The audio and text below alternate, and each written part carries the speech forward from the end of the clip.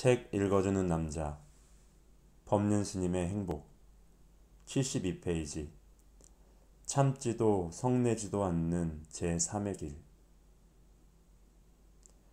우리는 화가 날 때 보통 두 가지 행동을 합니다.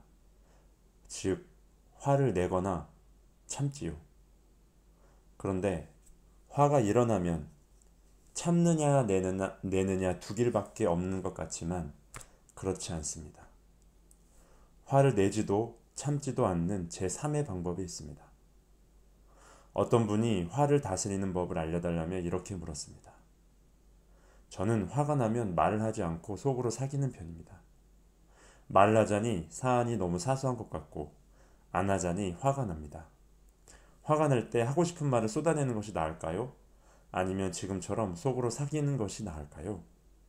화가 난다고 화를 다 내어버리면 상대도 덩달아 화를 내기 때문에 화를 더 확대 생산하게 되니 이 방법은 제일 하수입니다. 반대로 화를 참는 것은 갈등을 확대 재생산하지는 않지만 참으면 자기가 스트레스를 받아 병이 드니 이 역시 좋은 방법이 아닙니다. 참는 것이 누적되면 화병이 생깁니다. 화병이 생기면 목이 뻣뻣해지고 뒷골이 아프다가 조금 더 심해지면 눈이 침침해지고 머리도 아픕니다. 우리 어머니 세대는 참고 살았기 때문에 화병이 많았습니다. 그래서 이런 경우는 정신과에서 응급치료 목적으로 오히려 화를 풀도록 유도하기도 합니다. 그동안 꾹꾹 눌러 참아온 화를 계속해서 참기보다는 오히려 적절하게 표출하도록 유도해 치료하는 것입니다. 그러면 화병이 완화됩니다. 그러나 이것은 근본적인 치료법은 아니고 응급처방입니다. 물이 끓어 넘칠 때 찬물을 한 바가지씩 붓는 것과 같습니다. 당장 끓는 화는 막을 수 있지만 곧 또다시 끓어 넘칩니다. 세상에서는 화를 참는 사람은 화를 안 내니까 훌륭한 사람이라고 말합니다. 그러나 이것은 자기 행복과는 거리가 먼 이야기입니다.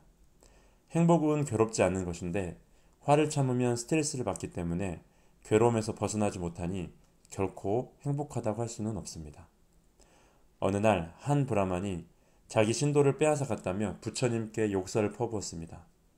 부처님께서 아무 말도 않고 가만히 계시니까 그 브라만은 자기가 이겼다며 큰 소리를 쳤습니다.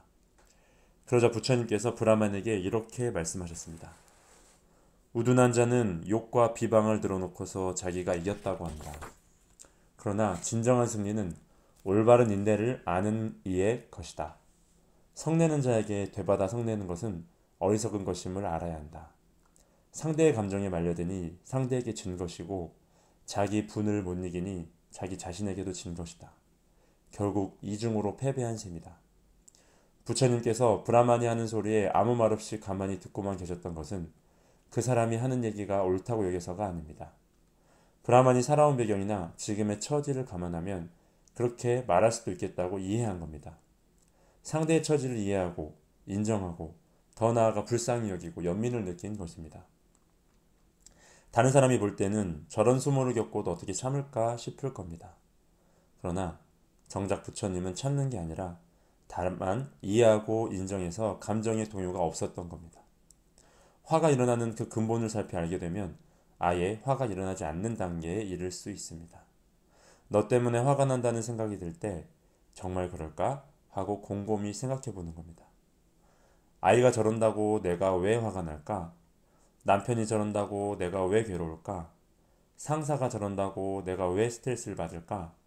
이렇게 자기 감정의 근원에 문제 제기를 할 수 있어야 합니다. 감정에 휩쓸리기 전에 한 번 더 생각해보면 화낼 일이 아니란 걸 알 수 있습니다. 화를 돋우는 건 아이도 배우자도 직장 상사도 아니고 바로 나 자신 때문입니다. 내 의견을, 내 취향을, 내 생각을 고집하기 때문에 답답하고 화가 나고 괴롭고 슬픈 것입니다. 이것을 깊이 관찰해서 화날 아무런 이유가 없다는 것을 발견하게 되면 비로소 어떤 일에도 화가 일어나지 않는 단계로 갈 수 있습니다. 우리는 자기 감정을 절대적인 것처럼 생각하지만 실제로 감정이란 습관에 의해 형성된 결과물일 뿐입니다. 결국 습관이 나를 끌고 가는 거나 다름없습니다. 습관이 우리의 운명을 결정짓는 겁니다. 다른 말로 표현하면 지금 화가 나는 것은 지난 시절에 내가 뿌린 씨앗이 움튼 것이고, 계속해서 화를 내는 것은 또다시 미래에 좋지 않은 열매를 맺게 하는 인연을 짓는 겁니다. 물론 순간순간 화가 날 이유가 없다는 것을 확연히 알기는 쉽지 않습니다. 자꾸 놓치게 됩니다. 하지만 일상적으로 화를 억누르는 대신 화가 일어나는 순간을 알아차리는 노력만으로 어느덧 화를 덜 내는 단계로 가게 됩니다. 하루에 10번 내던 화를 9번만 내게 되고 9번 내다가 7번 내면 성공한 겁니다. 전에는 화를 움켜쥐고 있으니까 화가 1시간씩 지속되었다면 아, 내가 또 미쳤구나 하고 자각하면 10분 만에 제정신으로 돌아옵니다. 우리가 흔히 화난 사람을 미쳤다고 표현하는 이유는 그 모습을 생각해보면 쉽게 이해할 수 있습니다. 예를 들어 보통은 누가 칼을 들고 찌르겠다고 위협하면 도망을 가야 맞는데 불같이 화가 나 있으면 어떤가요? 옷을 걷어 올리고 배를 들이밀면서 어디 한번 찔러보려고 덤비죠. 제정신이 아닌 겁니다. 그런데 습관적으로 화가 일어나더라도 호흡을 가다듬고 너 또 미치는구나, 너 또 너만 옳다고 성질을 부리는구나 하고 알아차릴 수 있다면 감정에 휩쓸리지 않을 수 있습니다. 부싯돌이 불꽃을 일으켜도 종이를 갖다 대지 않으면 불꽃은 이내 사라지고 말듯이 화도 마찬가지입니다. 그러다 보면 자연스럽게 화가 점점 줄어들게 됩니다.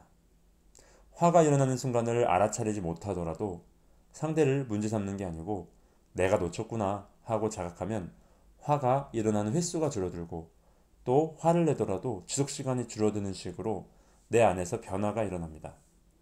상대가 화를 낼 때는 바로 감정을 드러내지 말고 침묵으로 대응하는 것도 방법입니다. 내 마음이 조금 고요해졌다 싶으면 거기서 더 나아가 남편이나 아내, 자식이나 부모, 친구나 직장 동료가 화를 내고 욕할 때 빙긋이 한번 웃어보세요. 아마 처음에는 열의 아홉은 잘 안 될 겁니다. 겨우 입으로는 웃더라도 마음은 잘 웃어지지 않을 겁니다. 그렇더라도 억지로 한번 웃어보고 내일 다시 웃어보고 모레 또 웃어보세요. 그렇게 상대의 감정에 휩쓸리지 않는 연습을 하다 보면 어느 순간 상대가 어떻게 하든 그로부터 자유로워져 있는 자신을 발견하게 될 겁니다.